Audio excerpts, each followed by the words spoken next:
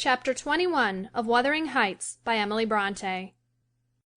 We had sad work with little Cathy that day.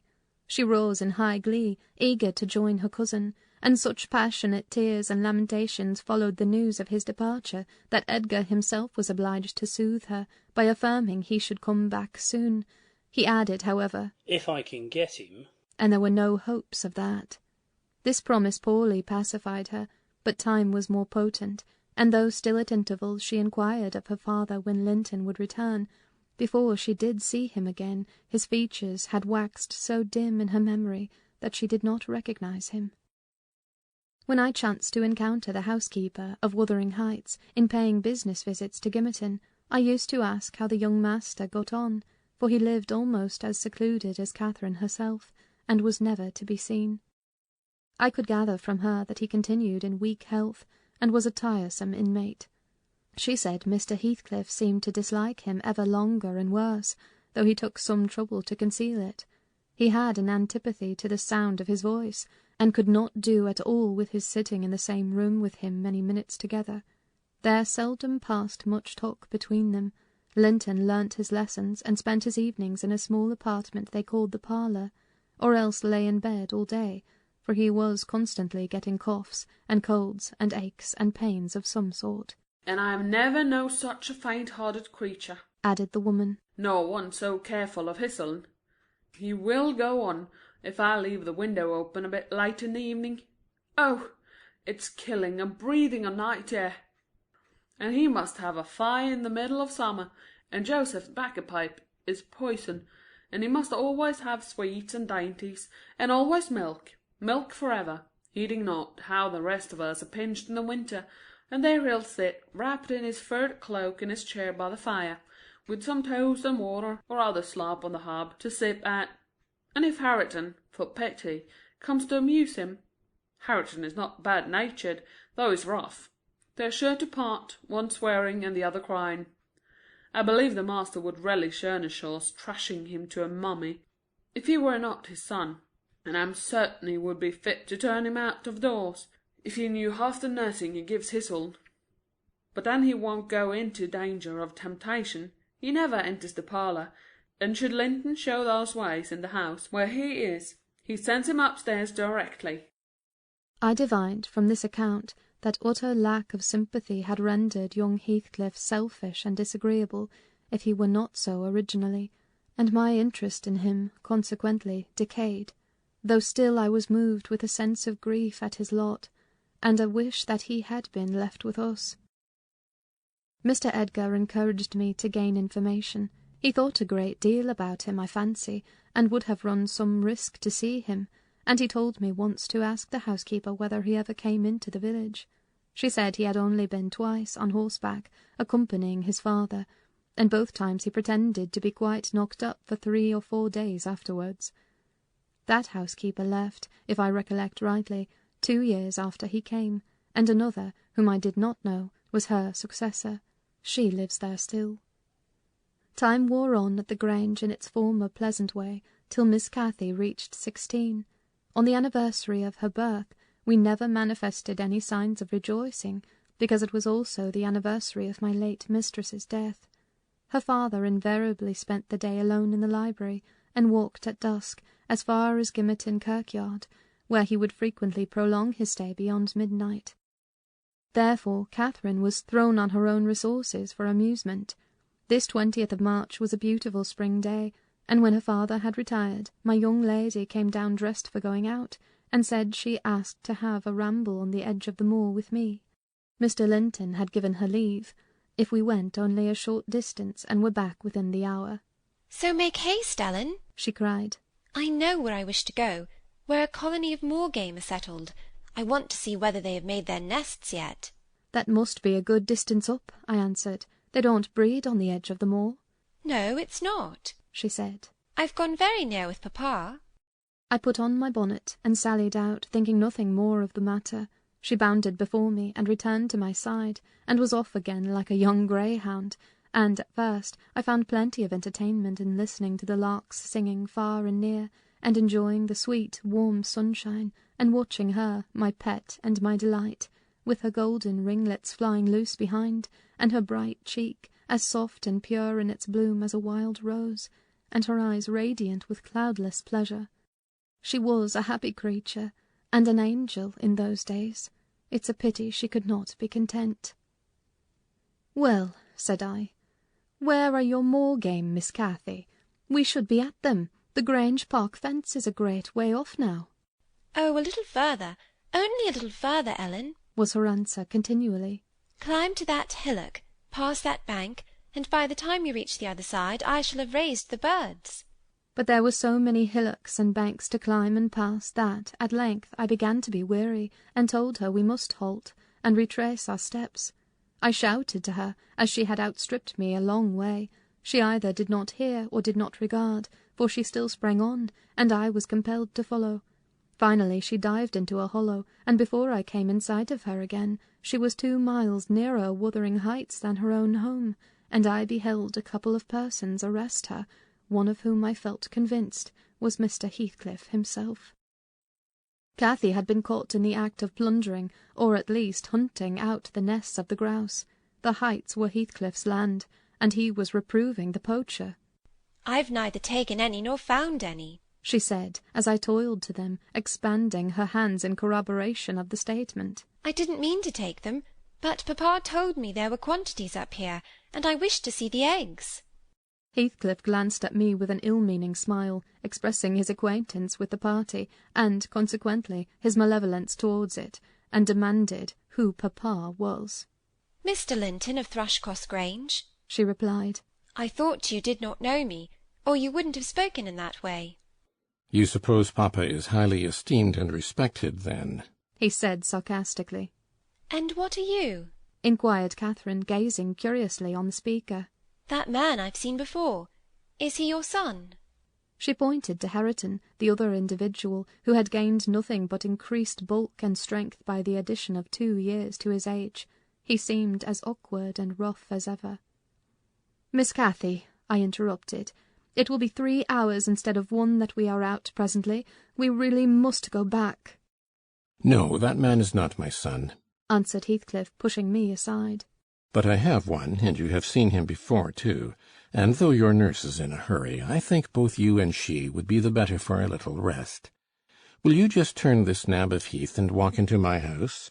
You'll get home earlier for the ease, and you shall receive a kind welcome." I whispered Catherine that she mustn't on any account accede to the proposal. It was entirely out of the question. "Why?" she asked aloud. "I'm tired of running, and the ground is dewy. I can't sit here.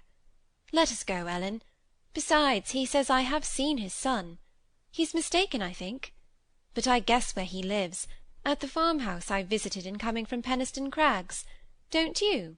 "I do. Come, Nelly, hold your tongue. It will be a treat for her to look in on us. Hareton, get forwards with the lass. You shall walk with me, Nelly." "No, she's not going to any such place," I cried, struggling to release my arm, which he had seized. But she was almost at the door-stones already, scampering round the brow at full speed. Her appointed companion did not pretend to escort her. He shied off by the roadside and vanished. "Mr. Heathcliff, it's very wrong," I continued. "You know you mean no good. And there she'll see Linton, and all will be told as soon as ever we return, and I shall have the blame." "I want her to see Linton," he answered. "He's looking better these few days, and it's not often he's fit to be seen. And we'll soon persuade her to keep the visit secret. Where is the harm of it?" "The harm of it is that her father would hate me if he found I suffered her to enter your house, and I am convinced you have a bad design in encouraging her to do so," I replied. "My design is as honest as possible. I'll inform you of its whole scope," he said. "That the 2 cousins may fall in love and get married. I'm acting generously to your master. His young chit has no expectations, and should she second my wishes, she'll be provided for at once as joint successor with Linton." "If Linton died," I answered, "and his life is quite uncertain, Catherine would be the heir." "No, she would not," he said. "There is no clause in the will to secure it so. His property would go to me. But, to prevent disputes, I desire their union, and am resolved to bring it about." "And I'm resolved she shall never approach your house with me again," I returned, as we reached the gate, where Miss Cathy waited our coming. Heathcliff bade me be quiet, and, preceding us up the path, hastened to open the door. My young lady gave him several looks, as if she could not exactly make up her mind what to think of him, but now he smiled when he met her eye, and softened his voice in addressing her, and I was foolish enough to imagine the memory of her mother might disarm him from desiring her injury. Linton stood on the hearth. He had been out walking in the fields, for his cap was on, and he was calling to Joseph to bring him dry shoes. He had grown tall of his age, still wanting some months of 16. His features were pretty yet, and his eye and complexion brighter than I remembered them, though with merely temporary lustre borrowed from the salubrious air and genial sun. "Now, who is that?"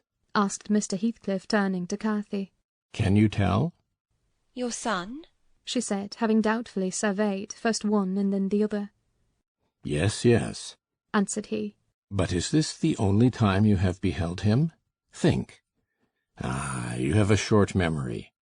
Linton, don't you recall your cousin that you used to tease us so with wishing to see?" What? Linton? cried Cathy, kindling into joyful surprise at the name. Is that little Linton? He's taller than I am. Are you Linton? The youth stepped forward and acknowledged himself. She kissed him fervently, and they gazed with wonder at the change time had wrought in the appearance of each. Catherine had reached her full height. Her figure was both plump and slender, elastic as steel, and her whole aspect sparkling with health and spirits. Linton's looks and movements were very languid, and his form extremely slight, but there was a grace in his manner that mitigated these defects, and rendered him not unpleasing. After exchanging numerous marks of fondness with him, his cousin went to Mr. Heathcliff, who lingered by the door, dividing his attention between the objects inside and those that lay without, pretending, that is, to observe the latter, and really noting the former alone. And you are my uncle, then? she cried, reaching up to salute him. I thought I liked you, though you were cross at first. Why don't you visit at the Grange with Linton? To live all these years such close neighbours and never see us is odd. What have you done so for? "I visited it once or twice too often before you were born," he answered. "There, damn it, if you have any kisses to spare, give them to Linton. They are thrown away on me." Naughty Ellen! exclaimed Catherine, flying to attack me next with her lavish caresses. Wicked Ellen! To try to hinder me from entering. But I'll take this walk every morning in future. May I, uncle? And sometimes bring papa. Won't you be glad to see us? "Of course," replied the uncle, with a hardly suppressed grimace, resulting from his deep aversion to both the proposed visitors. "But stay," he continued, turning towards the young lady. "Now I think of it, I'd better tell you. Mr. Linton has a prejudice against me. We quarrelled at one time of our lives with unchristian ferocity, and if you mention coming here to him, he'll put a veto on your visits altogether. Therefore you must not mention it, unless you be careless of seeing your cousin hereafter. You may come, if you will, but you must not mention it." Why did you quarrel? asked Catherine, considerably crestfallen. "He thought me too poor to wed his sister," answered Heathcliff. "and was grieved that I got her. His pride was hurt, and he'll never forgive it." That's wrong, said the young lady. Sometime I'll tell him so. But Linton and I have no share in your quarrel. I'll not come here, then. He shall come to the Grange. "It will be too far for me," murmured her cousin. "To walk 4 miles would kill me. No, come here, Miss Catherine, now and then. Not every morning, but once or twice a week." The father launched towards his son a glance of bitter contempt. "I am afraid, Nelly, I shall lose my labour," he muttered to me. "Miss Catherine, as the ninny calls her, will discover his value and send him to the devil. Now, if it had been Hareton— Do you know that 20 times a day I covet Hareton, with all his degradation? I'd have loved the lad had he been someone else. But I think he's safe from her love. I'll pit him against that paltry creature unless it bestir itself briskly. We calculate it will scarcely last till it is 18. Oh, confound the vapid thing! He's absorbed in drying his feet, and never looks at her. Linton!" "Yes, father," answered the boy. "Have you nothing to show your cousin anywhere about, not even a rabbit or a weasel's nest? Take her into the garden before you change your shoes, and into the stable to see your horse." "Wouldn't you rather sit here?" asked Linton, addressing Cathy in a tone which expressed reluctance to move again. I don't know, she replied, casting a longing look to the door, and evidently eager to be active. He kept his seat, and shrank closer to the fire. Heathcliff rose, and went into the kitchen, and from thence to the yard, calling out for Hareton. Hareton responded, and presently the two re-entered. The young man had been washing himself, as was visible by the glow on his cheeks and his wetted hair. "Oh, I'll ask you, uncle," cried Miss Cathy, recollecting the housekeeper's assertion. "That is not my cousin, is he?" "Yes," he replied. "your mother's nephew. Don't you like him?" Catherine looked queer. "Is he not a handsome lad?" he continued. The uncivil little thing stood on tiptoe, and whispered a sentence in Heathcliff's ear. He laughed. Hareton darkened. I perceived he was very sensitive to suspected slights, and had obviously a dim notion of his inferiority. But his master, or guardian, chased the frown by exclaiming, "You'll be the favourite among us, Hareton. She says you are what was it? Well, something very flattering. Here, you go with her round the farm. And behave like a gentleman, mind. Don't use any bad words, and don't stare when the young lady is not looking at you, and be ready to hide your face when she is. And when you speak, say your words slowly, and keep your hands out of your pockets. Be off, and entertain her as nicely as you can." He watched the couple walking past the window. Earnshaw had his countenance completely averted from his companion. He seemed studying the familiar landscape with a stranger's and an artist's interest. Catherine took a sly look at him, expressing small admiration. She then turned her attention to seeking out objects of amusement for herself, and tripped merrily on, lilting a tune to supply the lack of conversation. "I've tied his tongue," observed Heathcliff. "He'll not venture a single syllable all the time. Nelly, you recollect me at his age, nay, some years younger. Did I ever look so stupid, so gaumless, as Joseph calls it?" "Worse," I replied, "because more sullen with it." "I've a pleasure in him," he continued, reflecting aloud. "He has satisfied my expectations. If he were a born fool, I should not enjoy it half so much. But he's no fool, and I can sympathize with all his feelings, having felt them myself. I know what he suffers now, for instance, exactly. It is merely a beginning of what he shall suffer, though. And he'll never be able to emerge from his bathos of coarseness and ignorance.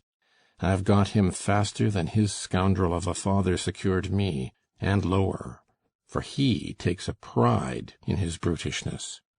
I've taught him to scorn everything extra-animal as silly and weak. Don't you think Hindley would be proud of his son if he could see him? Almost as proud as I am of mine. But there's this difference. One is gold put to the use of paving stones, and the other is tin polished to ape a service of silver. Mine has nothing valuable about it, yet I shall have the merit of making it go as far as such poor stuff can go. His had first-rate qualities, and they are lost, rendered worse than unavailing. I have nothing to regret. He would have more than any but I are aware of. And the best of it is, Hareton is damnably fond of me. You'll own that I've outmatched Hindley there. If the dead villain could rise from his grave to abuse me for his offspring's wrongs, I should have the fun of seeing the said offspring fight him back again, indignant that he should dare to rail at the one friend he has in the world." Heathcliff chuckled a fiendish laugh at the idea. I made no reply, because I saw that he expected none. Meantime our young companion, who sat too removed from us to hear what was said, began to evince symptoms of uneasiness, probably repenting that he had denied himself the treat of Catherine's society for fear of a little fatigue. His father remarked the restless glances wandering to the window, and the hand irresolutely extended towards his cap. "Get up, you idle boy," he exclaimed with assumed heartiness. Away, after them. They are just at the corner, by the stand of hives. Linton gathered his energies and left the hearth. The lattice was open, and as he stepped out, I heard Cathy inquiring of her unsociable attendant what was that inscription over the door. Hareton stared up and scratched his head like a true clown. "It's some damnable writing," he answered. "I cannot read it." "Can't read it?" cried Catherine. "I can read it. It's English. But I want to know why it is there." Linton giggled, the first appearance of mirth he had exhibited. "He does not know his letters," he said to his cousin. "Could you believe in the existence of such a colossal dunce?" "Is he all as he should be?" asked Miss Cathy seriously. "Or is he simple? Not right? I've questioned him twice now, and each time he looked so stupid I think he does not understand me. I can hardly understand him, I'm sure." Linton repeated his laugh and glanced at Hareton tauntingly, who certainly did not seem quite clear of comprehension at that moment. "There's nothing the matter but laziness. Is there, Earnshaw?" he said. "My cousin fancies you are an idiot.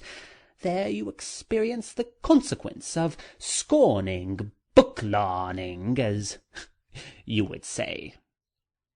Have you noticed, Catherine, his frightful Yorkshire pronunciation?" "Why, where the devil is the use on't?" growled Hareton, more ready in answering his daily companion. He was about to enlarge further, but the two youngsters broke into a noisy fit of merriment, my giddy miss being delighted to discover that she might turn his strange talk to matter of amusement.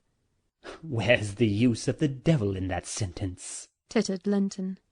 "Papa told you not to say any bad words, and you can't open your mouth without one. Do try to behave like a gentleman. Now do." "If thou weren't more a lass than a lad, I'd fell thee this minute, I would. Pitiful lath of a creature," retorted the angry boar, retreating, while his face burnt with mingled rage and mortification, for he was conscious of being insulted, and embarrassed how to resent it.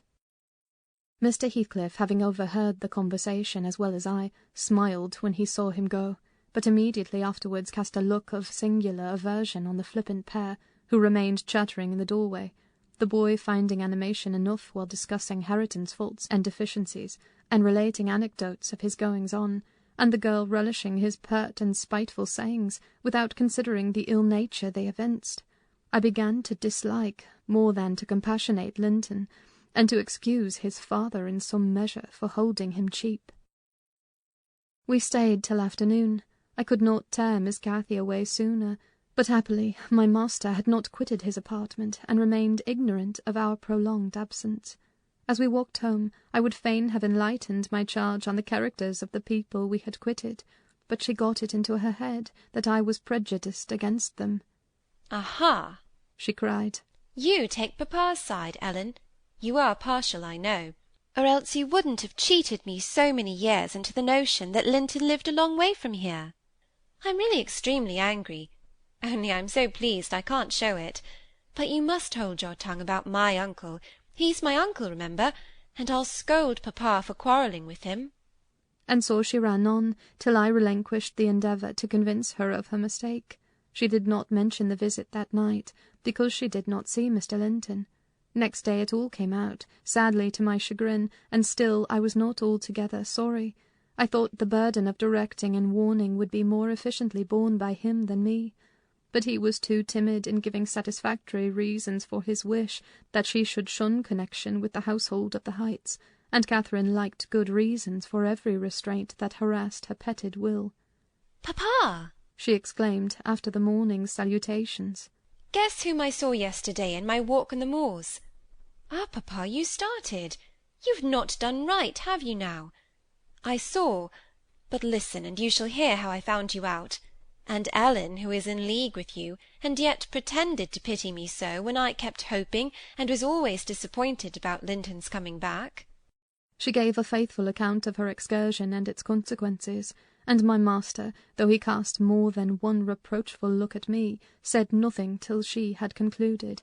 Then he drew her to him, and asked if she knew why he had concealed Linton's near neighbourhood from her. Could she think it was to deny her a pleasure that she might harmlessly enjoy? It was because you disliked Mr. Heathcliff, she answered. Then you believe I care more for my own feelings than yours, Cathy? He said. No, it was not because I disliked Mr. Heathcliff, but because Mr. Heathcliff dislikes me, and is a most diabolical man, delighting to wrong and ruin those he hates, if they give him the slightest opportunity. I knew that you could not keep up an acquaintance with your cousin without being brought into contact with him, and I knew he would detest you on my account. So for your own good, and nothing else, I took precaution that you should not see Linton again. I meant to explain this some time as you grew older, and I'm sorry I delayed it. But Mr. Heathcliff was quite cordial, papa, observed Catherine, not at all convinced. And he didn't object to our seeing each other. He said I might come to his house when I pleased. Only I must not tell you, because you had quarrelled with him, and would not forgive him for marrying Aunt Isabella. And you won't. You are the one to be blamed. He is willing to let us be friends, at least, Linton and I, and you are not. My master, perceiving that she would not take his word for her uncle-in-law's evil disposition, gave a hasty sketch of his conduct to Isabella, and the manner in which Wuthering Heights became his property. He could not bear to discourse long upon the topic, for though he spoke little of it, he still felt the same horror and detestation of his ancient enemy that had occupied his heart ever since Mrs. Linton's death. She might have been living yet if it had not been for him, was his constant bitter reflection, and, in his eyes, Heathcliff seemed a murderer. Miss Cathy, conversant with no bad deeds except her own slight acts of disobedience, injustice, and passion, arising from hot temper and thoughtlessness, and repented of on the day they were committed, was amazed at the blackness of spirit that could brood on and cover revenge for years, and deliberately prosecute its plans without a visitation of remorse. She appeared so deeply impressed and shocked at this new view of human nature, excluded from all her studies and all her ideas till now, that Mr. Edgar deemed it unnecessary to pursue the subject. He merely added, You will know hereafter, darling, why I wish you to avoid his house and family. Now return to your old employments and amusements, and think no more about them. Catherine kissed her father, and sat down quietly to her lessons for a couple of hours, according to custom. Then she accompanied him into the grounds, and the whole day passed as usual. But in the evening, when she had retired to her room, and I went to help her to undress, I found her crying, on her knees by the bedside. "Oh, fie, silly child!" I exclaimed. "If you had any real griefs, you'd be ashamed to waste a tear on this little contrariety. You never had one shadow of substantial sorrow, Miss Catherine. Suppose for a minute that master and I were dead, and you were by yourself in the world. How would you feel then? Compare the present occasion with such an affliction as that, and be thankful for the friends you have, instead of coveting more." "I'm not crying for myself, Ellen," she answered. "It's for him. He expected to see me again to-morrow, and there he'll be so disappointed, and he'll wait for me, and I shan't come." "Nonsense," said I. "Do you imagine he has thought as much of you as you have of him? Hasn't he Hareton for a companion? Not 1 in 100 would weep at losing a relation they had just seen twice, for 2 afternoons. Linton will conjecture how it is, and trouble himself no further about you." "But may I not write a note to tell him why I cannot come?" she asked, rising to her feet. "And just send those books I promised to lend him. His books are not as nice as mine, and he wanted to have them extremely, when I told them how interesting they were. May I not, Ellen?" "No, indeed, no, indeed," replied I with decision. "Then he would write to you, and there'd never be an end of it.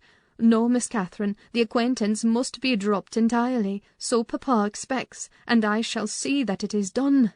"But how can one little note—" she recommenced, putting on an imploring countenance. "Silence!" I interrupted. "We'll not begin with your little notes. Get into bed." She threw at me a very naughty look, so naughty that I would not kiss her good night at first. I covered her up, and shut her door, in great displeasure. But, repenting halfway, I returned softly, and lo, there was Miss standing at the table with a bit of blank paper before her and a pencil in her hand, which she guiltily slipped out of sight on my entrance. "You'll get nobody to take that, Catherine," I said, "if you write it, and at present I shall put out your candle." I set the extinguisher on the flame, receiving as I did so a slap on my hand and a petulant "Cross thing!" I then quitted her again, and she drew the bolt in one of her worst, most peevish humours. The letter was finished, and forwarded to its destination by a milk-fetcher who came from the village, but that I didn't learn till some time afterwards. Weeks passed on, and Cathy recovered her temper, though she grew wondrous fond of stealing off to corners by herself, and often, if I came near her suddenly while reading, she would start and bend over the book, evidently desirous to hide it, and I detected edges of loose paper sticking out beyond the leaves. She also got a trick of coming down early in the morning and lingering about the kitchen, as if she were expecting the arrival of something, and she had a small drawer in a cabinet in the library, which she would trifle over for hours, and whose key she took special care to remove when she left it. One day, as she inspected this drawer, I observed that the playthings and trinkets which recently formed its contents were transmuted into bits of folded paper. My curiosity and suspicions were roused. I determined to take a peep at her mysterious treasures, so, at night, as soon as she and my master were safe upstairs, I searched and readily found among my house keys one that would fit the lock. Having opened, I emptied the whole contents into my apron, and took them with me to examine at leisure in my own chamber, though I could not but suspect, I was still surprised to discover that they were a mass of correspondence, daily almost it must have been, from Linton Heathcliff, answers to documents forwarded by her. The earlier, dated, were embarrassed and short. Gradually, however, they expanded into copious love letters, foolish, as the age of the writer rendered natural, yet with touches here and there which I thought were borrowed from a more experienced source. Some of them struck me as singularly odd compounds of ardour and flatness, commencing in strong feeling and concluding in the affected, wordy style that a schoolboy might use to a fancied, incorporeal sweetheart. Whether they satisfied Cathy I don't know, but they appeared very worthless trash to me. After turning over as many as I thought proper, I tied them in a handkerchief and set them aside, relocking the vacant drawer. Following her habit, my young lady descended early and visited the kitchen. I watched her go to the door on the arrival of a certain little boy, and, while the dairymaid filled his can, she tucked something into his jacket pocket and plucked something out. I went round by the garden and laid wait for the messenger, who fought valorously to defend his trust, and we spilt the milk between us. But I succeeded in abstracting the epistle, and, threatening serious consequences if he did not look sharp home, I remained under the wall and perused Miss Cathy's affectionate composition. It was more simple and more eloquent than her cousin's, very pretty and very silly. I shook my head, and went meditating into the house. The day being wet, she could not divert herself with rambling about the park, so, at the conclusion of her morning studies, she resorted to the solace of the drawer. Her father sat reading at the table, and I, on purpose, had sought a bit of work in some unripped fringes of the window curtain, keeping my eyes steadily fixed on her proceedings. Never did any bird flying back to a plundered nest, which it had left brimful of chirping young ones, express more complete despair, in its anguished cries and flutterings, than she by her single. Oh, and then the change that transfigured her late happy countenance. Mr. Linton looked up. "What's the matter, love? Have you hurt yourself?" he said. His tone and look assured her he had not been the discoverer of the hoard. "No, Papa," she gasped. Ellen, come upstairs. I'm sick." I obeyed her summons and accompanied her out. "Oh, Ellen, you have got them," she commenced immediately, dropping on her knees when we were enclosed alone. "Oh, give them to me, and I'll never, never do so again. Don't tell Papa. You have not told Papa, Ellen. Say you have not. I've been exceedingly naughty, but I won't do it any more." With a grave severity in my manner, I begged her stand up. "So," I exclaimed, Miss Catherine, you are tolerably far on, it seems. You may well be ashamed of them. A fine bundle of trash you study in your leisure hours, to be sure. Why, it's good enough to be printed. And what do you suppose the master will think when I display it before him? I haven't shown it yet, but you needn't imagine I shall keep your ridiculous secrets. For shame! And you must have led the way in writing such absurdities. He would not have thought of beginning, I'm certain. I didn't, sobbed Cathy, fit to break her heart. I didn't once think of loving him till— Loving? Cried I, as scornfully as I could utter the word. Loving? Did anybody ever hear the like?